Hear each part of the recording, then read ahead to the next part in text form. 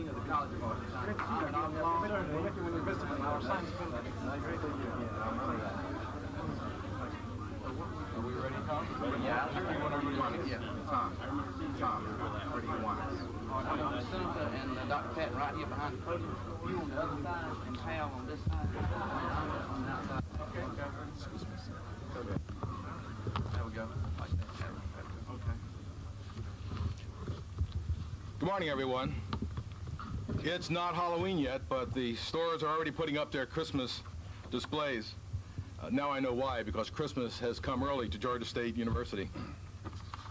The best part of being a university president is getting to announce demonstrations of friendship and support from those folks who respect the work that is done here, and that's why we're here this morning. Joining us this morning are Senator Sam Nunn and Dr. Harold McAllister, who's professor of physics and astronomy. I think everyone here is acquainted with the accomplishments of Senator Nunn. In his 2 decades as a U.S. Senator, he's demonstrated a keen knowledge of a broad range of issues, particularly the nation's defense. He asks the right questions, and he demonstrated in the Caribbean a few weeks ago that he can get things done. In academic circles, Dr. McAllister is equally respected. He's the Sam Nunn of astronomy. He asks the tough questions, pursues new knowledge with great tenacity, and he possesses the vision and determination to advance this important field. Hal is the kind of faculty member we like to keep around at Georgia State. Senator Nunn, let me turn the microphone over to you. I believe you have an announcement for us. Thank you very much, Dr. Patton. I am delighted to have a chance to be at Georgia State this morning and to particularly be here on a day that's so important, not only for this university, but for our state, our region, and our nation. I'm pleased to be here to announce a 5-year, $5.5 million grant from the National Science Foundation to Georgia State University to fund a revolutionary array of telescopes unlike any other in the world.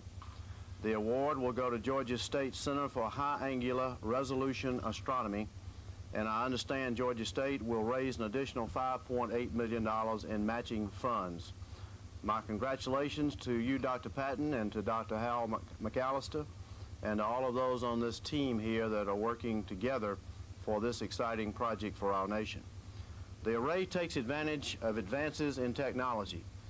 I am told it will be 100 times more powerful than the Hubble telescope, and the array's cost of approximately $11 million is 1% of the cost of the Hubble telescope. So if my arithmetic is correct, 100 times more powerful at 1/100th of the cost. That is some equation. The tremendous resolution power of this array will allow it to see a nickel 10,000 miles away. A nickel 10,000 miles away. It's amazing. It will also enable scientists to see distant stars more clearly, search for planets from other stars and around other stars, and even determine more accurately the size of the universe. The way I see it, the next 2 years, Atlanta is going to be the focus of the world. They're all going to be beaming in on us for the Olympics. And now this, this exciting announcement is going to provide Georgia State with the ability to enable Atlanta and the world to look at the whole universe. So we're going to really be the center of a lot here. This award is evidence of the confidence of the National Science Foundation in Georgia State University and their team of experts. The new telescope array will provide the university with a world-class research facility. So I congratulate Georgia State and particularly the Astronomy Center for the excellent work you've done. We're all very proud of you. If I could explain the details of this, I would be an engineer, not a United States Senator, so I'm going to turn it back over to those who really can explain the details. But this is an exciting day for all of us. Thank you very much, Senator.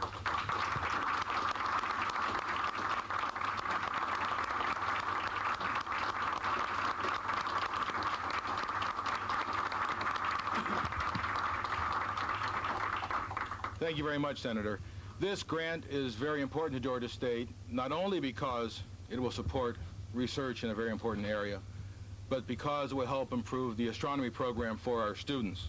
And of course, that's why we're here. I think this program will also be the envy of the nation. The dream for the CHARA project came about 10 years ago, And then during that time since then, our team of astronomers have made quite a name for themselves. So every team has to have a captain, and Hal McAllister has been a very capable captain of our astronomy team. Hal.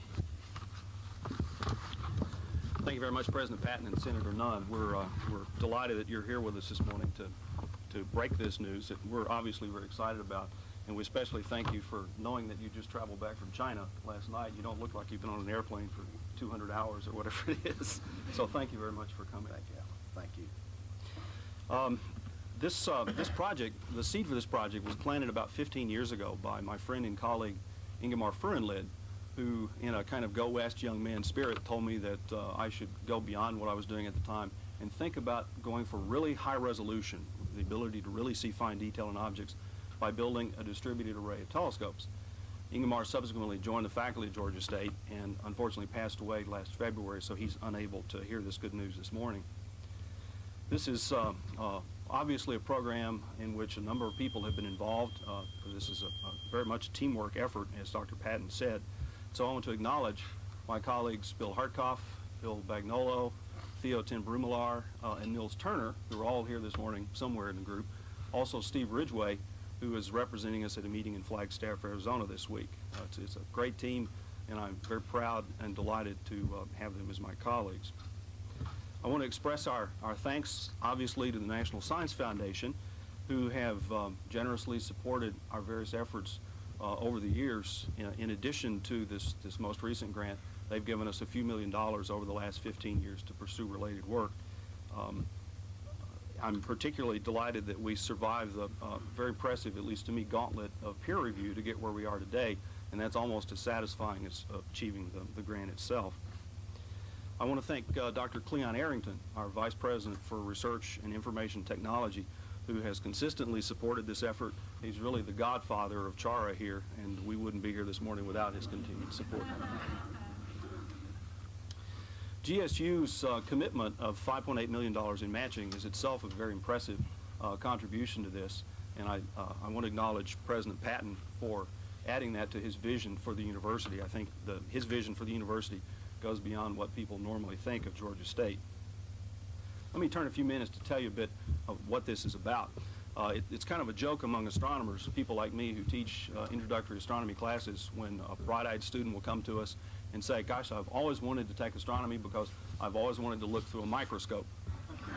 And I say a microscope, but in a sense, what we're trying to build here is a kind of astronomical microscope. It's an instrument that will allow us to zoom in on objects with a clarity that we've never been able to achieve.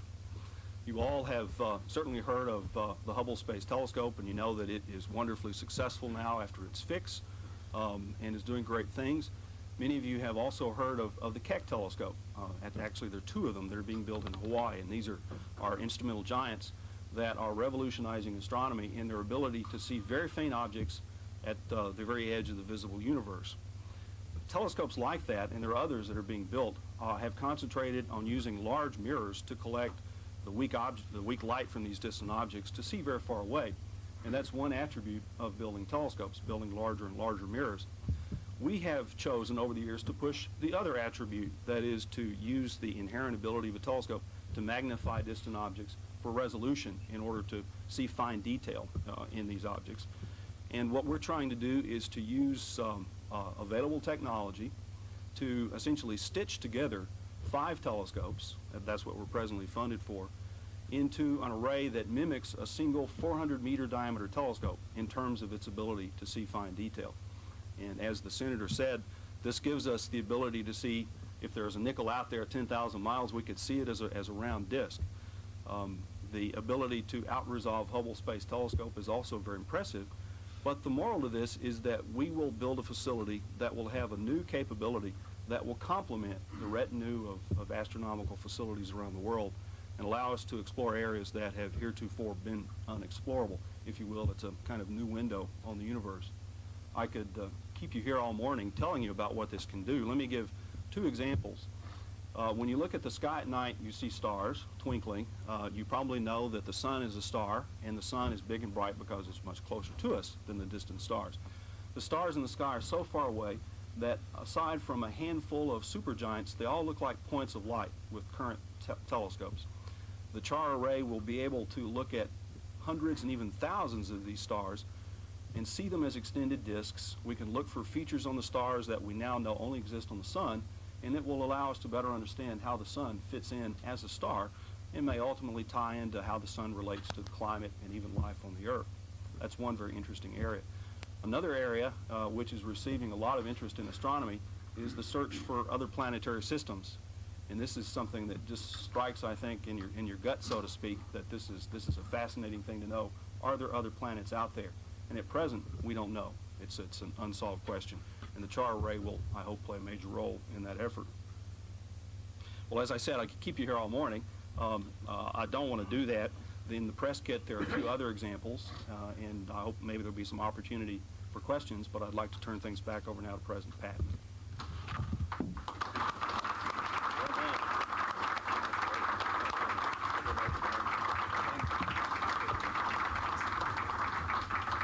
Thank you very much, Hal. You always make that sound so easy. I think we all want to go back and take an astronomy course okay. So we can look through the telescope. I got that. I know Hal's ready to take questions, but let me also thank everyone for coming. Hal, I think it's quite a demonstration of the respect you have from the faculty here at Georgia State and our staff. You've got people here from psychology, English, math, the honors program. I can't get quite this turnout, so maybe I need you to help me. You ready for questions, Hal? Sure. What will be the impact of this on Georgia State's reputation worldwide, I guess? Well, it will give Georgia State a world-class facility. There's no doubt about it that I think it's fair to say, unfortunately no one from the NSF is here this morning, but it's fair to say that the NSF has placed their bet in this emerging new area in Georgia State University. Is it possible that the Hubble was a waste of time if we've got this thing coming online that's got so much more power? Well, I don't want to say that at all. I want to make the point that this does things that the Hubble cannot do, but then the Hubble telescope does things that we could never do with this. The basic difference is that the Hubble can see things very far away that are very faint with a reasonable degree of clarity. We can see things relatively nearby that are relatively bright with much higher clarity. So we're kind of complementing. We can do things they can't do and vice versa. The $5 million matching funds, are you going to raise that outside, or is that current university funds that are already committed? The plan will be to raise the $5.8 million from non-university funds. So if you have your checkbooks. Will be Georgia State staff on site somewhere out in the desert southwest? Yeah, we have a site that we're currently negotiating for in near Albuquerque, west of Albuquerque. It's a high mesa site. In fact, from the artist concept here, it really looks very much like this area. The negotiations haven't been finalized, so we can't really announce that yet. But we'll have an on-site team there to operate it. We more than likely will be collaborating with the University of New Mexico at some level as well in operating the facility. But that has not yet been completely negotiated. When you go to your other two telescopes, I know that you showed 7 on the array there on the picture, and you said you're going to start with 5, but when you plan to go to the full 7? It's like anything else, it's a matter of money. We originally proposed a full 7 telescope array to the National Science Foundation, and essentially they couldn't find the money for it in the budget, so we cut back to 5. We'd like to find the additional couple of $1 million to fully equip the array. Could you try again? You did a pretty good job before, but try again to explain how the 5 telescopes are hooked together to act as one for this higher resolution. Sure.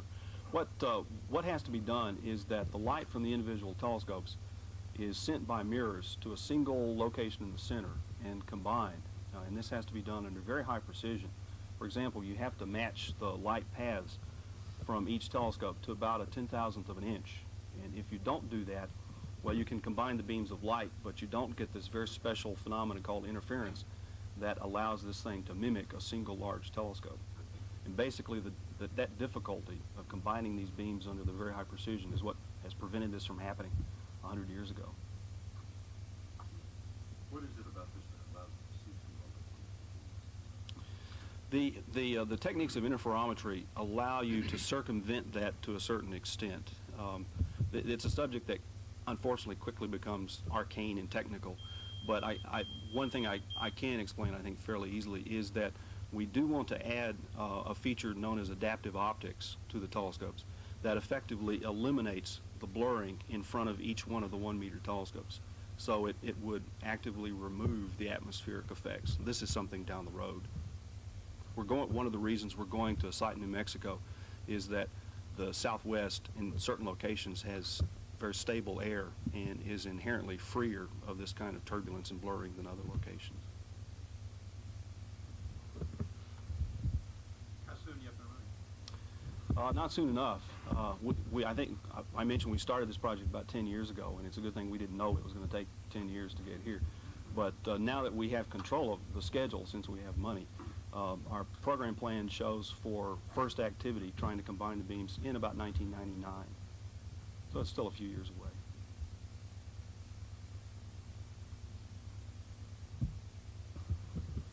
Thank you very much, Hal.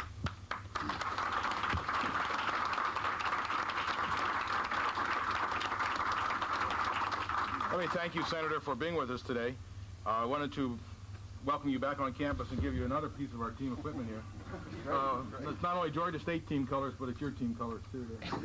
Great. Thank you very much. Thank you, sir. Congratulations to all of you. Great. Thank you all for coming. Senator? Great job of explaining that. Very nice to see you guys.